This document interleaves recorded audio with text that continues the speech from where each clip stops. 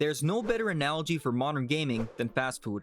I'm talking about the games that we know are bad for us, but we can't stop playing. Dude, I hate this game. Yeah, dude, this sucks. You buying the next Call of Duty? Hell yeah, I already pre-ordered the Vault Edition. Just like fast food dominates the food industry, it also dominates the gaming industry. And let's face it, we all consume this garbage. Unfinished games, battle passes, overpriced microtransactions, skill-based matchmaking, cosmetic shops, this weird-ass skin.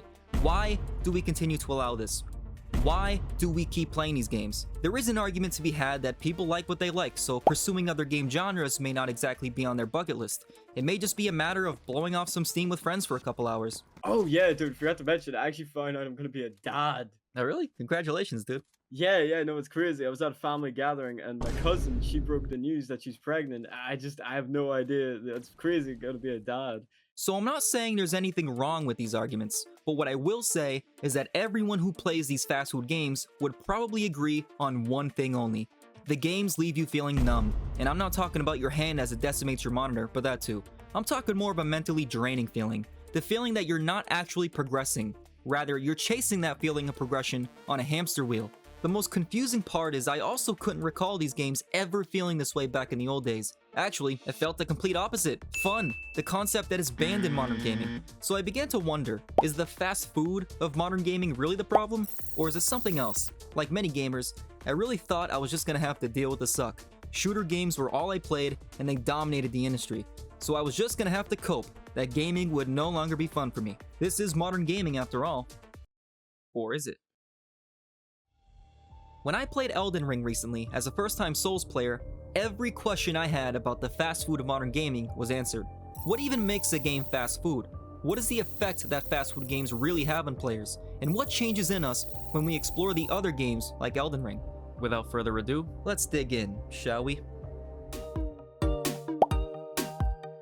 There are many popular games that fall under the fast food category. Games like Fortnite, Destiny, Halo, basically any shooter game at this point, let's be honest. I'll even add sports games like 2K, FIFA, and Madden to this category as well. Earlier, I described these games as something you know is bad for you, but you can't stop playing, but I'll elaborate a bit further. There are two factors that determine whether a game lines up in this category. One of them being easily accessible. Many of us play games because they're easy to access, many of them being free to play. And they're easy to play with friends without really having to use our brains. It may not be quality, but it's an easy way to chase the second factor, instant gratification. This is when you consume the game and its content, and it feels like it's filling that desire to achieve something. But the only thing you achieve is, yeah. And the urge to buy another bundle, cause surely that'll help cheer me up. I'm broke. But when it comes to the fast food of modern gaming, there's one name in particular that I guarantee we all think of more than others. Call of Duty.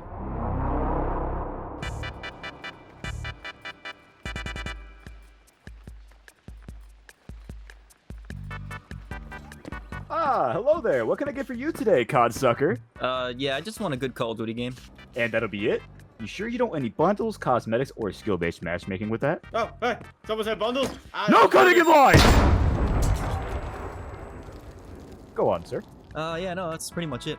Sounds good. Now give us your money, and we'll let you know as soon as it's done. Okay, thank you. Done. Wow, that was quick. Yes, our motto here at Call of Duty is quantity over quality service. That's why we outcompete the competition. Yeah, that sounds great. I said my order was a good Call of Duty game. Oh, sorry. We don't make those anymore. However, we can add remastered maps to make up for it. You know what? Just give me a refund. Refund? Oh, please pardon me. I'm sorry. We don't do those here. But here's a couple hundred COD points for your troubles if you'd like. No, I ordered a good Call of Duty game. Ugh, I knew I should have just went to Super Earth. No. Okay, let us make it up to you with this. Alright, you know what? How are the zombies gonna be? As good as you want us to say it'll be. I'll take the Vault Edition.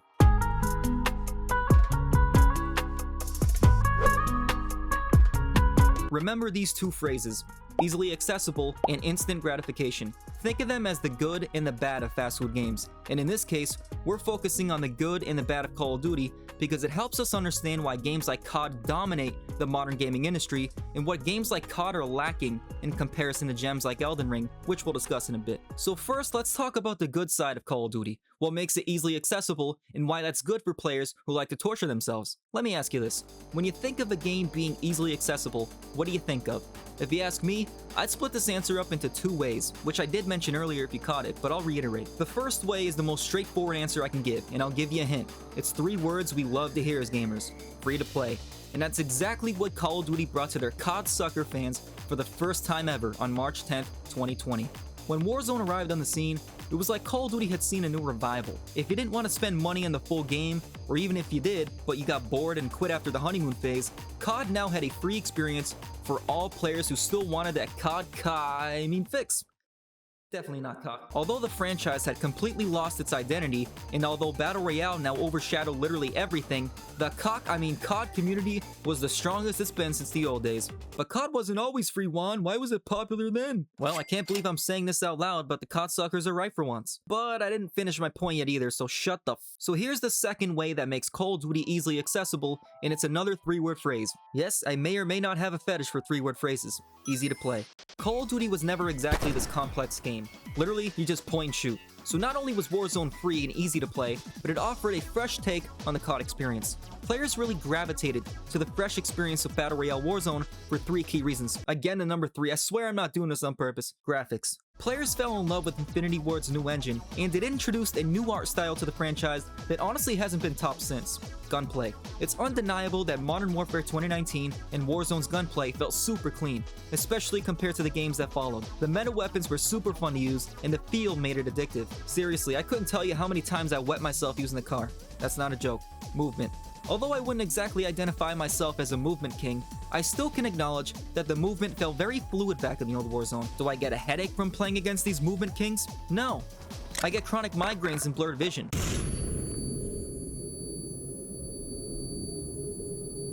Dude, how long is this flash gonna last? Holy sh**. Reminds me of COD 4. Finally. Alright, it's time to catch that dude who threw the flashbang at me. Looks like the middle's clear. No one on this side. Nobody wanking off in here. No one in this area. Wow, it seems like an easy lobby. Thank God there's no bunny hopping try-hard losers in this lobby. Just hit on scrub. Skill issue. I'm just better. I'm just better. But I can still acknowledge and appreciate how movement created a skill gap. It enticed players to master movement tactics like bunny hopping, slide canceling, drop shotting, and snaking to win more gunfights. Basically just picture Sonic the Hedgehog with an MP5 on crack. I just gave him another idea for a bundle, didn't I? But yeah, graphics, gunplay, and movement all validate how easy it is to satisfy the average COD fan. And they're all simple elements to a game that players can easily learn, adapt to, and grow comfortable with. Wait a second though, this is way too much positivity for a Call of Duty video. It's time we get into the bad. Instant gratification. The entire appeal to fast food. The entire appeal to modern shooter games. In the case of Call of Duty, it's a game that'll give you cheap and quick hits of satisfaction with each kill streak, each teabag, but you never truly feel rewarded, do you? Okay, maybe teabagging that camping shotgun loser. How many times have you played COD with your friends, and the conversation slowly turns into, why are we on this game again? To distract ourselves from real life of work at school, because deep down we really want to skip back to our childhood days where all we worried about was whether we could win a 1v1 on Rust. Damn. That was deep, bro. Alright, I'm hopping off. You boys hopping on tomorrow? Yeah, bro, I gotta go play the skin flute. What's a skin flute? Alright, never mind. I'll just search it up later. Peace. Going back to that rewarding feeling, yes, I will admit that Treyarch bringing back the classic Prestige in Black Ops 6 is pretty cool. COD players always loved the classic Prestige because it gave us something to grind for and something to be proud of after days, and I mean days, of no life in the game. And is the camo grind cool? Sure. It's a yearly tradition for COD players to excitedly look at the mastery camos and lie to ourselves that we're actually gonna follow through with it this year. Seriously, respect to you if you actually earn these, I just don't have the willpower anymore. Comment for a heart. Although the classic Prestige and the camo grind are cool forms of progression, I'd argue they're not the most important. You see, what most gamers value as the most important form of progression is, well, us. How much have we improved since we started playing? Can I now drop high kill games? Can I earn any streak I want? Can I get a like on this video? But the problem is nowadays there's no clear way of tracking player progression in Call of Duty. Sort of. You can notice your skill improve as a player just from personal experience. Like you can notice how much your aim has improved, your movement, you're teabagging. But there used to be another way to measure skill progression back in the old CODs, and it was simpler than choosing Modern Warfare 2019 over Black Ops 3. Yes, I just willingly started World War 3 in the comment section. Remember how your KD used to be a flex? Back in Black Ops 1 on the Xbox 360, I remember having a 0.6 KD. Not a great feeling, while your friends earn attack dogs every game. But by the time Black Ops 2 came around, I was sitting around at 2 KD, feeling like life was complete. But yeah, dude, there was your KD ratio, your win-loss ratio, your score per minute, and you know what made it all so easy to track that makes it impossible and meaningless to do today? No skill-based or engagement-optimized matchmaking. I know you've heard of a COD player rant about SBMM only like a million times before, but hear me out for the sake of this point I'm making. When there's no SBMM, you match up against players of all skill levels, so it makes sense to take your stats more seriously and enables you a clear way to track how much you're improving your skill. Nowadays, with strict matchmaking, the game literally plays you and predetermines the outcome of each match to maximize player engagement. Now, I'm fully expecting the cope skill issue comments to come flooding in, but I rest my case for anyone with a brain. So it goes back to the only way to tell if you're progressing is if you personally notice your aim and movement improve over time. Maybe you're feeling more confident on the sticks, or maybe you're winning more Warzone matches, but overall, player progression is lacking in Call of Duty, and I'd argue it feels this way for all the other fast food games as well. The effect that it has on players is summed up in one question: why the hell do I keep doing this to myself? It's that numb feeling I spoke of earlier in the video. Deep down, all we truly want as gamers is to feel rewarded for our playing time again. Actually, never mind. Never mind what? You gonna play the skin flute too? What? No, I think I'm gonna try playing a different game tomorrow. Oh, that's cool. What's it called?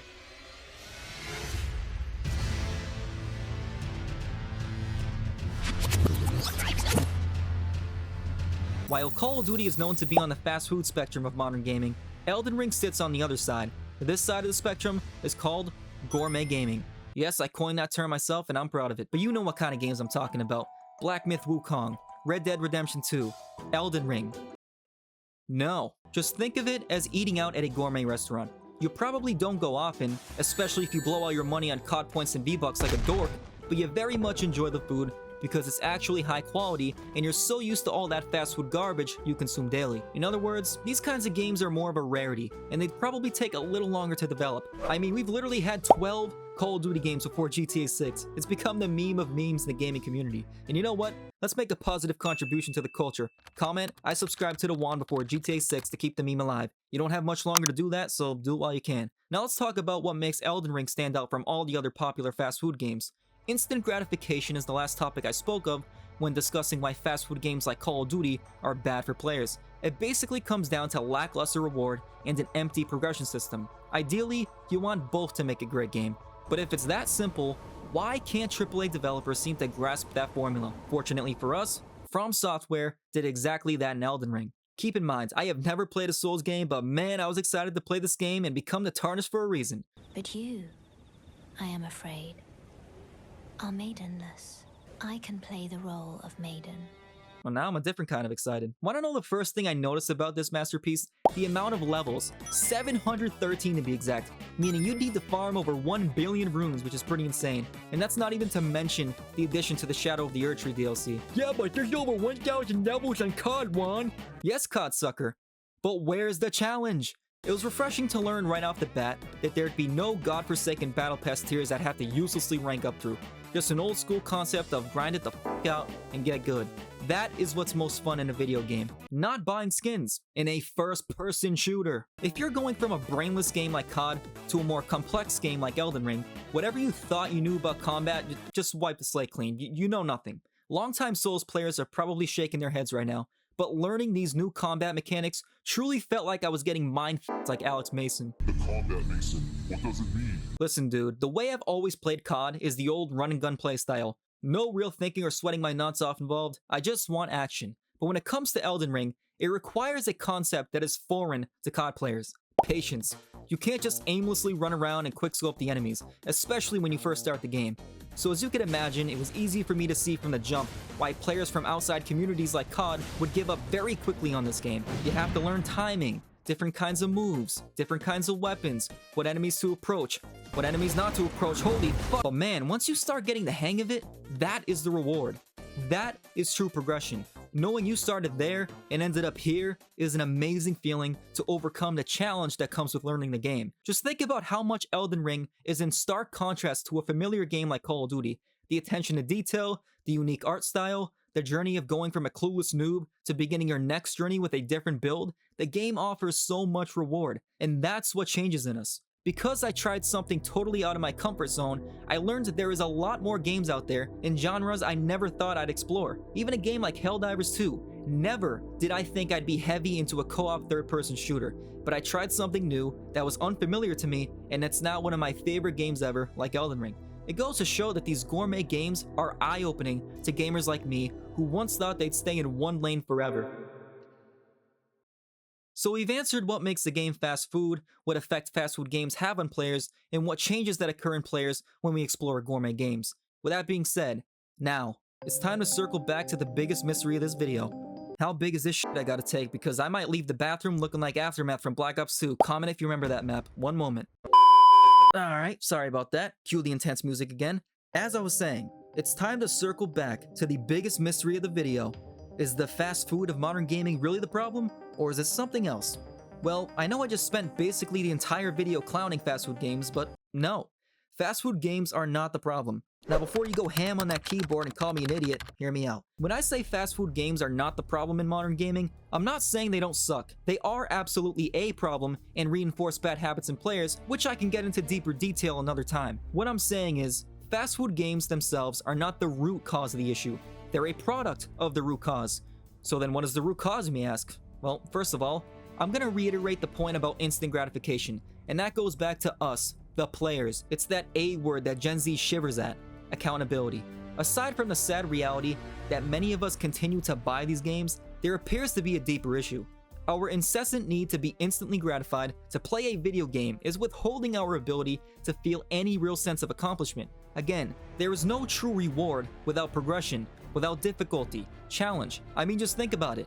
Why do you think the new Call of Duty begins to die out every year after the initial honeymoon phase? Because that's the point when players start asking themselves, why the f am I on this game? What am I actually earning from all this playing time? That's when the burnout kicks in. It goes to show that you were never truly gratified to begin with. You were just briefly hooked on the hype train that everyone else ended up ditching too. However, fast food games were not always like this. Listen man, like a lot of you out there, I grew up on these same game franchises, but they did not feel like they do today. I'm talking the old Call of Duty Modern Warfare trilogy, the old Black Ops games, Halo, 2K, NHL, Madden, you name it. Those games were so much fun back then. We know these types of games have been successful in the past, so what changed? You could argue developers simply were better back then.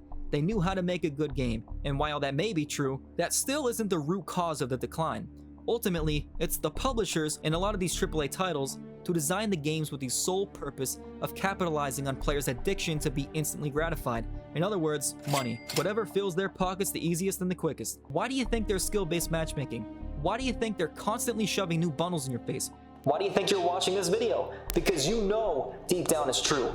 Whatever will make most players feel briefly satisfied as often as possible with minimum effort, yeah, do that, rather than waste time actually developing a well thought out game. It's why Activision has an endless supply of skins rather than an endless supply of content, because the COD developers don't need to make a good game anymore. Now you're probably saying, well Juan, what you're telling me is that the AAA industry is and modern gaming is basically an incurable disease.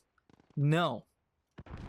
Yeah, no, that's pretty accurate. Listen, man, you can play what you want to play, enjoy what you want to enjoy. Like the Helldivers 2 developers say, a game for everyone is a game for no one. But just please, for the love of God, try something new. I cannot overstate how grateful I am that I tried new games totally out of my comfort zone. I would have never played some of my favorite all-time games like Elden Ring, Helldivers 2, even Red Dead Redemption 2. Literally, I didn't even want Red Dead. I luckily got it for Christmas, gave it a shot, and never looked at gaming the same way since. Your pushback against something different could be withholding you from making some awesome new memories and loving a game you never could have imagined before. And I know you might be saying, but it costs money, Juan. Listen, I'm sure you could save a few more bucks by not buying the battle pass and not buying these goofy ass skins. But oh, we're not done here yet. Right after you subscribe to the Juan and hit that like button, watch this video next to understand on a deeper level how Call of Duty fell from greatness. Don't forget to comment your thoughts and share this video with friends. Thanks for watching, everyone. I am a sentinel. This has been Juan. What is a skin flute? see what this. Oh. Oh.